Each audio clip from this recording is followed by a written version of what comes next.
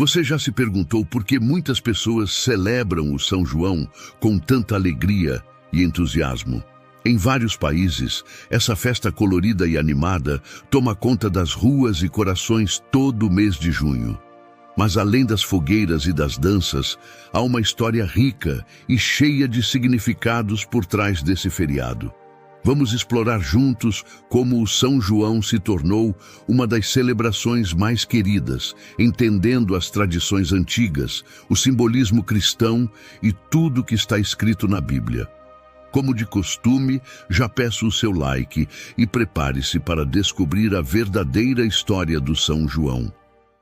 Para compreender plenamente a importância de São João Batista e como se originou o feriado, ou dia de São João, precisamos primeiro situar-nos no cenário histórico e religioso da época.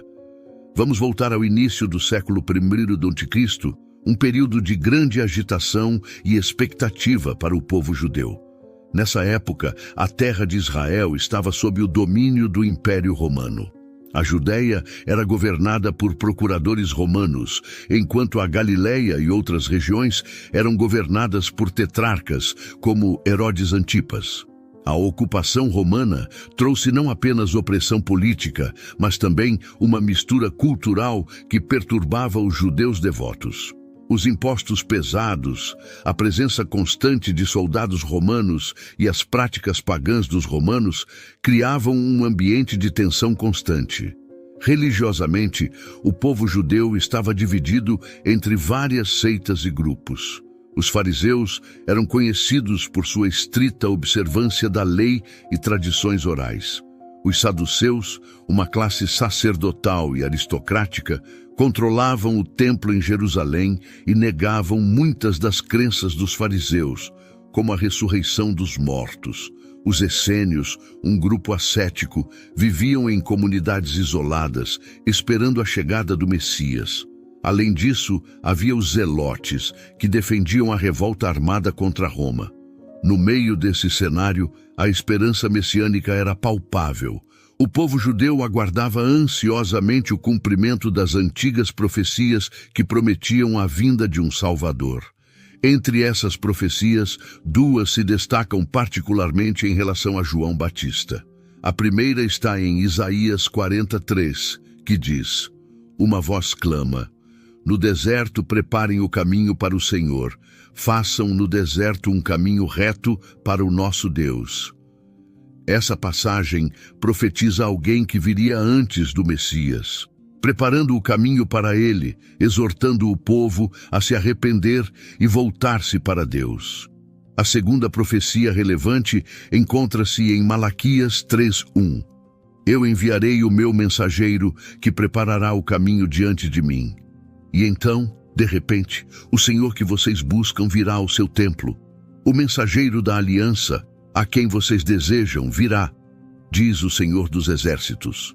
Aqui, Deus promete enviar um mensageiro para preparar o caminho para a vinda do Senhor, reforçando a ideia de que um precursor anunciaria a chegada do Messias.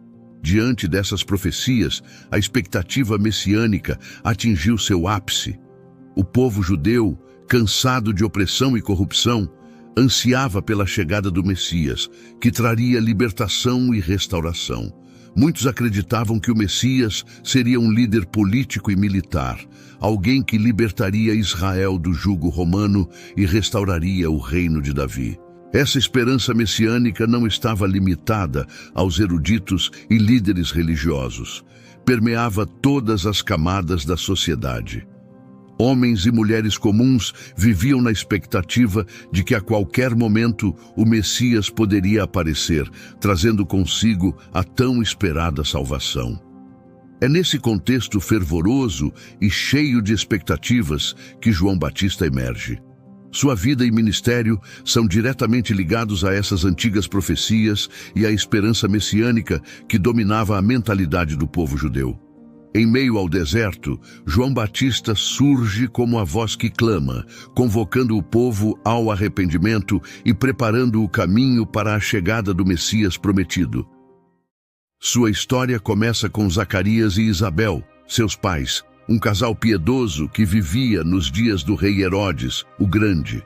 Zacarias era sacerdote da ordem de Abias, e Isabel, descendente de Arão, compartilhava com seu marido uma herança sacerdotal. Ambos eram descritos como justos diante de Deus, observando irrepreensivelmente todos os mandamentos e preceitos do Senhor. No entanto, havia um fardo pesado em suas vidas. Isabel era estéril e ambos já estavam avançados em idade. A falta de filhos era não só uma fonte de dor pessoal, mas também de estigma social, já que a descendência era considerada uma bênção divina. Certa vez, enquanto Zacarias cumpria suas funções sacerdotais no templo de Jerusalém, ele foi sorteado para entrar no santuário do Senhor e queimar incenso, uma honra rara e especial. Enquanto a multidão de fiéis orava do lado de fora, Zacarias se encontrava sozinho diante do altar de incenso, envolto no silêncio sagrado. De repente, o anjo Gabriel apareceu ao lado direito do altar. Zacarias ficou atemorizado, mas o anjo disse: "Não tenha medo, Zacarias. Sua oração foi ouvida. Isabel, sua esposa, lhe dará um filho, e você lhe dará o nome de João. Ele será motivo de grande alegria e regozijo, e muitos se alegrarão por causa do nascimento dele, pois será grande aos olhos do Senhor. Ele nunca tomará vinho nem bebida fermentada, e será cheio do Espírito Santo desde antes do seu nascimento. Ele converterá muitos dos filhos de Israel ao Senhor, seu Deus, e irá adiante do Senhor no espírito e poder de Elias, para fazer voltar o coração dos pais aos filhos, e os desobedientes à sabedoria dos justos, para deixar um povo preparado para o Senhor." Diante de tal anúncio extraordinário, Zacarias, atônito, perguntou ao anjo: "Como posso ter certeza disso? Sou velho e minha mulher está em idade avançada." A resposta de Gabriel foi imediata e severa: "Eu sou Gabriel, que está sempre na presença de Deus. Fui enviado para falar com você e lhe trazer essas boas novas. Agora você ficará mudo e não poderá falar até o dia em que isso acontecer, porque não acreditou nas minhas palavras, que se cumprirão no tempo devido." Enquanto isso, as pessoas do lado de fora começavam a se inquietar, pois Zacarias demorava muito no santuário. Quando ele finalmente saiu, estava incapaz de falar, comunicando-se apenas por gestos. Todos perceberam que ele tinha tido uma visão no templo. Após terminar seu período de serviço no templo, Zacarias voltou para casa. Pouco tempo depois, sua esposa Isabel concebeu. Ela se manteve reclusa por 5 meses e disse: "Isto é obra do Senhor. Agora ele olhou para mim com favor e retirou a minha humilhação diante do povo." O anúncio do nascimento de João Batista é um dos eventos mais milagrosos e significativos do Novo Testamento.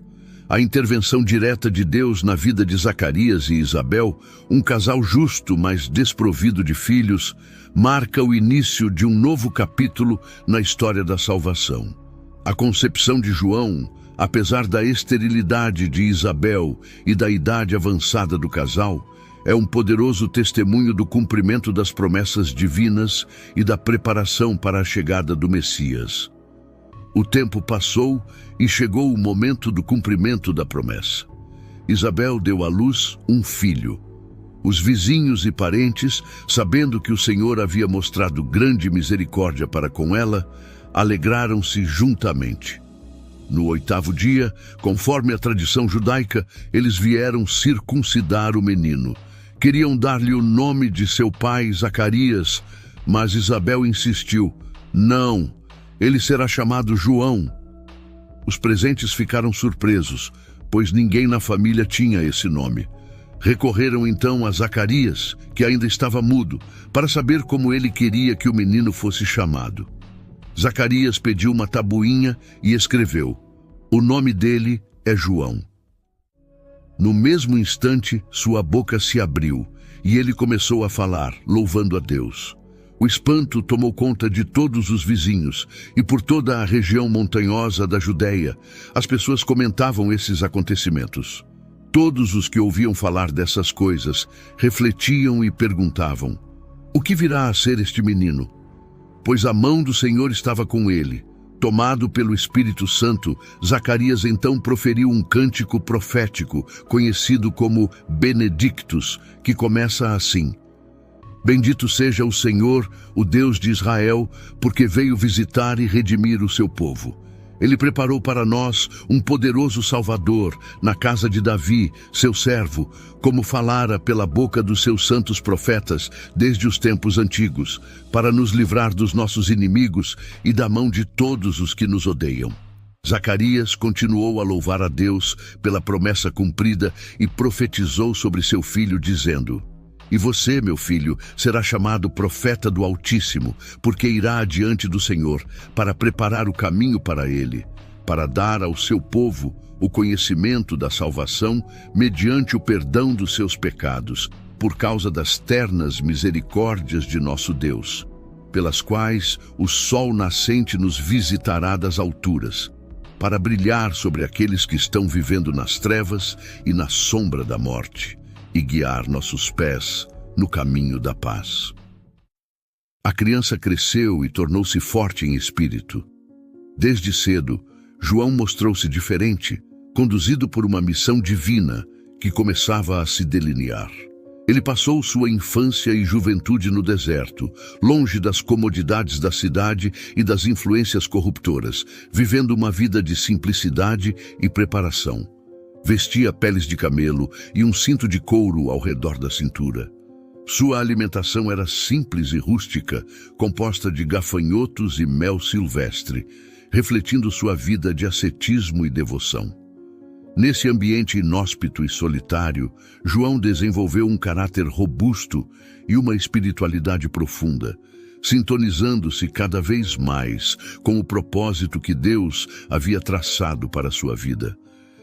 Era o começo de uma jornada que o tornaria uma das vozes mais poderosas e proféticas de todos os tempos, um precursor destinado a preparar o caminho para a chegada do Messias. A sua presença no deserto e seu estilo de vida chamavam a atenção e transmitiam uma mensagem de urgência e autenticidade. A mensagem de João Batista era clara e poderosa. Arrependam-se, pois o reino dos céus está próximo. Com voz forte e convincente, ele conclamava as multidões a mudarem de vida, a abandonarem seus pecados e a se voltarem para Deus. Ele não pregava nos centros urbanos, mas nas margens do Rio Jordão. E mesmo assim, pessoas de Jerusalém, de toda a Judéia e de toda a região do Jordão vinham até ele. João oferecia um batismo de arrependimento, mergulhando aqueles que confessavam seus pecados nas águas do Rio Jordão. Este batismo simbolizava a purificação e o renascimento espiritual, preparando as pessoas para a chegada iminente do Messias. O ministério de João não se limitava apenas ao batismo. Ele também desafiava a hipocrisia e a injustiça. Quando via muitos fariseus e saduceus virem para serem batizados, ele os confrontava com dureza, chamando-os de raça de víboras e perguntando quem os tinha advertido para fugir da ira vindoura. Ele exigia frutos que demonstrassem arrependimento genuíno e alertava que não bastava alegar ser descendente de Abraão, pois Deus podia levantar filhos a Abraão até mesmo das pedras. João enfatizava que o machado já estava posto à raiz das árvores e que toda árvore que não produzisse bons frutos seria cortada e lançada ao fogo. Mas talvez o aspecto mais significativo de sua pregação fosse a proclamação da vinda do Messias. João sabia que sua própria missão era apenas preparatória. Ele dizia: Eu os batizo com água para arrependimento. Mas depois de mim vem alguém mais poderoso do que eu, cujas sandálias não sou digno de carregar. Ele os batizará com o Espírito Santo e com fogo. A pá está em sua mão, e ele limpará sua eira, recolhendo o seu trigo no celeiro, mas queimará a palha com fogo que nunca se apaga. Com estas palavras, João anunciava um novo batismo, não apenas de arrependimento, mas de transformação profunda pelo Espírito Santo, trazendo julgamento e purificação. João Batista, portanto, desempenhou um papel crucial como arauto do Messias, despertando o povo para a necessidade de preparação espiritual. A força de sua mensagem, a integridade de sua vida e a clareza de sua missão atraíam multidões, marcando o início de uma nova era espiritual para Israel. A expectativa messiânica que João Batista alimentava estava prestes a se concretizar, e seu ministério preparava o terreno para a revelação de Jesus, o tão esperado Salvador. O encontro entre João Batista e Jesus no Rio Jordão é um dos momentos mais marcantes do Novo Testamento, um evento carregado de significado e transcendência. Quando Jesus veio da Galileia para ser batizado por João, a princípio, João hesitou. Ele reconhecia a santidade de Jesus e sabia que ele não precisava de um batismo de arrependimento. Eu é que preciso ser batizado por ti e tu vens a mim? Disse João, surpreendido. Jesus, no entanto, insistiu, dizendo: deixe assim por enquanto, convém que assim façamos, para cumprir toda a justiça. Relutantemente, João consentiu. No momento em que Jesus foi batizado, enquanto ele saía da água, algo extraordinário aconteceu. Os céus se abriram e João viu o Espírito de Deus descendo como uma pomba e pousando sobre Jesus. Uma voz dos céus declarou: este é o meu Filho amado em quem me agrado. Este evento foi uma clara confirmação divina da identidade e missão de Jesus. E João Batista, testemunha ocular desse acontecimento, compreendeu a magnitude do momento. Pouco tempo depois, João testemunhou mais uma vez sobre Jesus, desta vez para seus próprios discípulos e para aqueles que estavam ao seu redor. Vendo Jesus aproximar-se, ele declarou: vejam, é o Cordeiro de Deus que tira o pecado do mundo. João continuou a explicar que era este de quem ele havia dito: depois de mim, vem um homem que é superior a mim, porque já existia antes de mim. João confessou que, inicialmente, não sabia que Jesus era o Messias, mas que Deus lhe havia revelado, dizendo: aquele sobre quem você vir o Espírito descer e permanecer, esse é o que batiza com o Espírito Santo. Ao ver o Espírito descer sobre Jesus no batismo, João testificou: eu vi e testifico que este é o Filho de Deus. A declaração de João sobre Jesus como o Cordeiro de Deus não era apenas uma afirmação de sua identidade messiânica, mas também uma indicação de seu papel sacrificial. Na tradição judaica, o Cordeiro era um símbolo de sacrifício pelos pecados do povo. E ao chamar Jesus de Cordeiro de Deus, João estava prefigurando a missão redentora de Jesus. A confirmação divina durante o batismo, com o Espírito Santo descendo em forma de pomba e a voz do céu, foi um momento de epifania para todos presentes. Para João, foi o cumprimento de tudo o que ele havia pregado e esperado. Ele sabia que seu próprio papel estava cumprido, que ele havia preparado o caminho para alguém muito maior. Esta revelação também foi uma transição para os seus próprios seguidores, apontando-os para seguir Jesus, o verdadeiro Messias. Este encontro no Jordão solidificou a ligação entre João Batista e Jesus, mostrando que João era o precursor, o mensageiro que preparava o caminho, e Jesus, o Messias prometido, o Filho de Deus que traria a redenção ao mundo. A interação entre eles marcou o início do ministério público de Jesus, uma nova era na história da salvação. Porém, nem toda história tem um final feliz.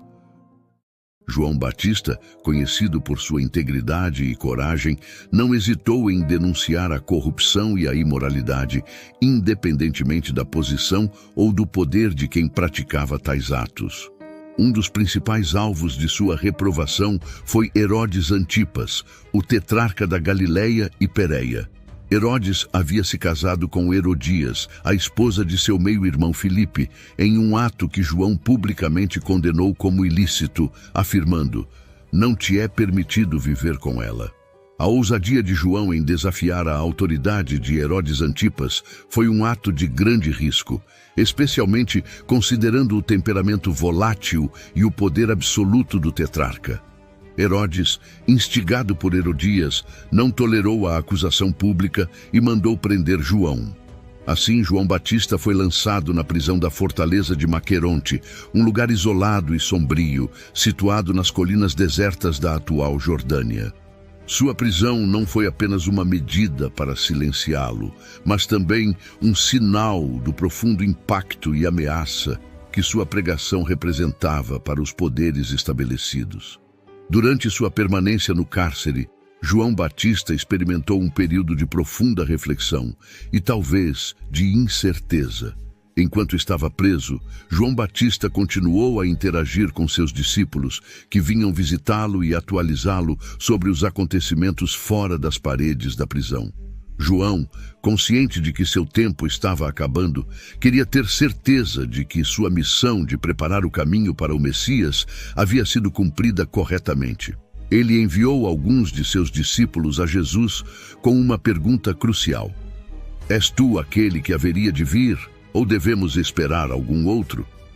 Esta pergunta refletia não uma dúvida sobre a identidade de Jesus, mas um desejo de confirmação e reafirmação de que seu próprio trabalho não havia sido em vão. Os discípulos de João foram até Jesus e transmitiram a mensagem de seu mestre. Jesus, em resposta, não forneceu uma simples afirmação verbal.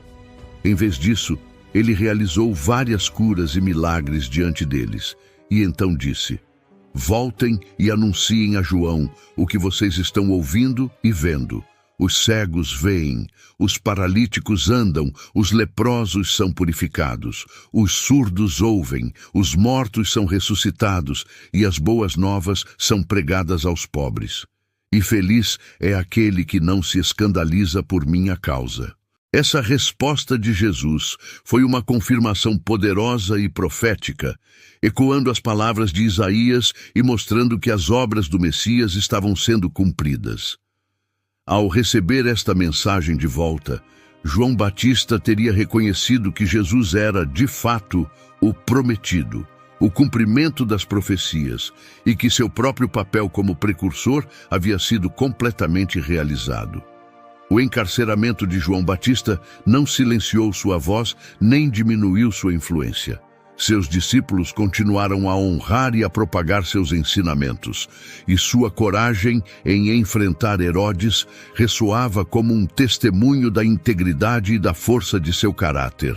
João permaneceu firme em sua convicção, mesmo diante da prisão e das adversidades, demonstrando que seu compromisso com a verdade e a justiça estava acima de qualquer temor humano.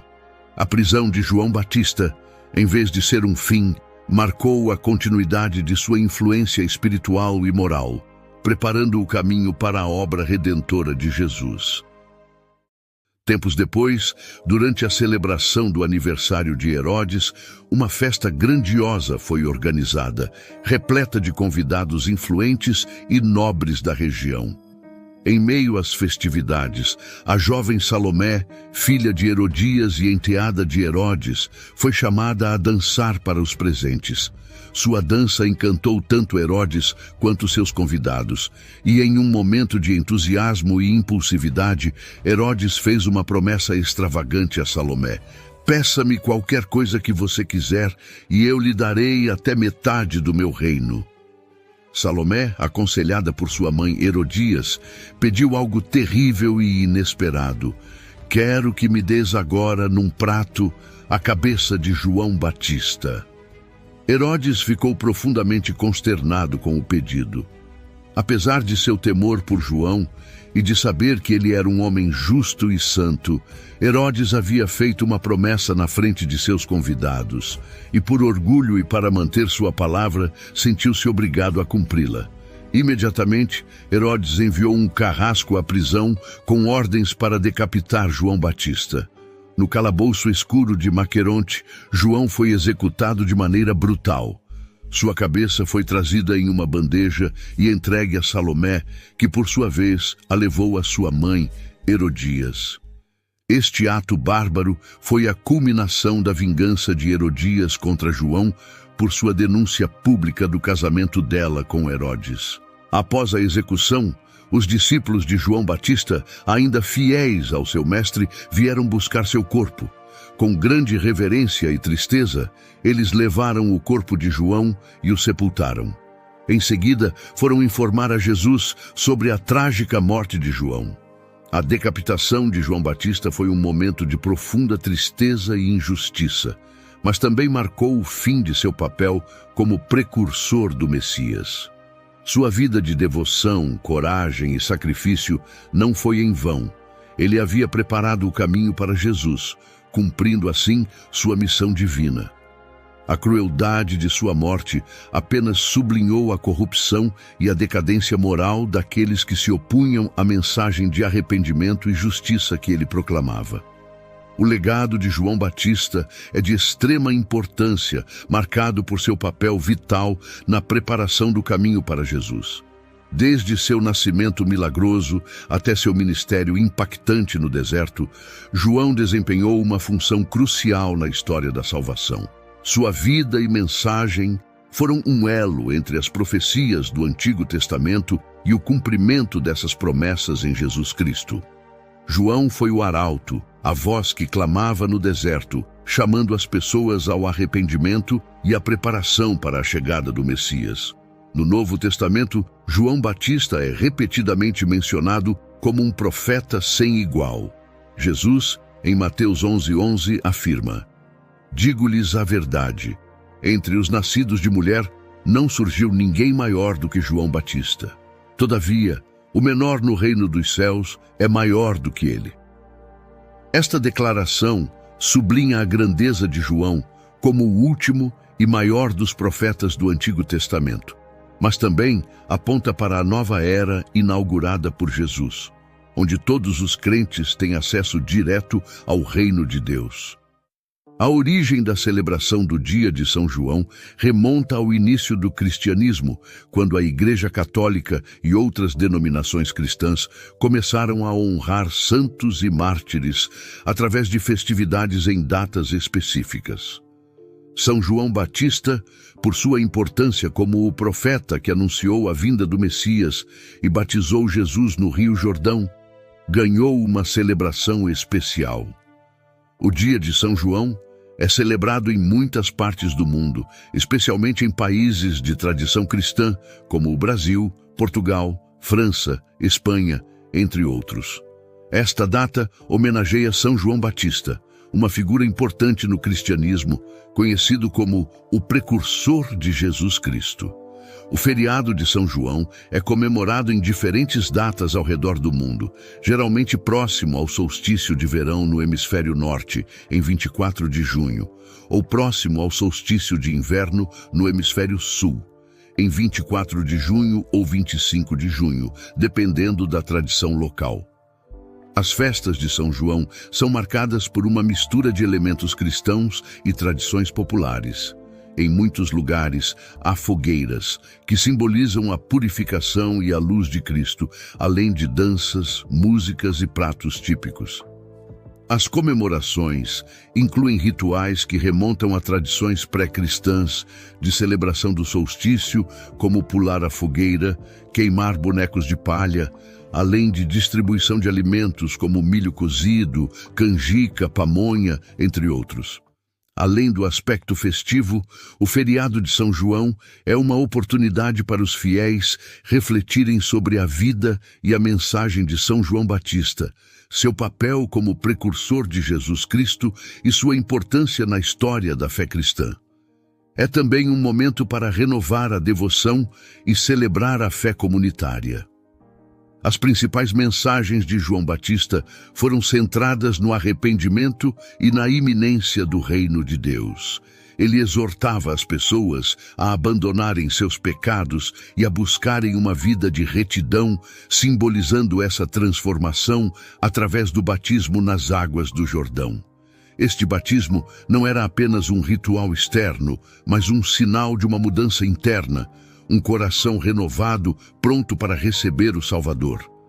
A intensidade de sua pregação e seu estilo de vida austero serviam como um poderoso testemunho de sua dedicação e sinceridade, inspirando muitos a se converterem. João também proclamou com clareza a vinda de alguém maior do que ele, alguém que batizaria com o Espírito Santo e com fogo. Esta proclamação apontava diretamente para Jesus, destacando que o ministério de João era apenas preparatório. A humildade de João é evidenciada em sua famosa declaração: é necessário que ele cresça e que eu diminua. João 3,30, reconhecendo que seu próprio papel era subserviente ao de Cristo. Se você gostou, peço que compartilhe este vídeo com seus amigos e familiares, para que mais pessoas conheçam a história e os valores de Cristo. Que juntos possamos espalhar a luz do Evangelho e fazer a diferença em nosso mundo. Obrigado por assistir, abraços e fiquem com Deus.